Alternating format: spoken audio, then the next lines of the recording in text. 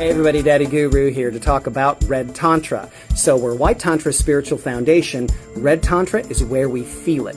Red Tantra is sexuality, it's desire, it's passion, it's sensuality, but it's not physical sex. Even the ancient masters were very explicit about this. From the Bhagavad Gita to Osho, it's about transmuting your sexual energy and using it constructively in your life.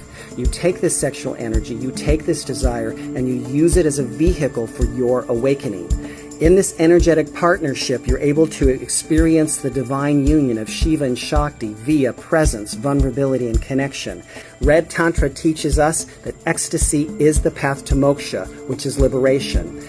Your body, your desire, your emotions, all sacred, all divine.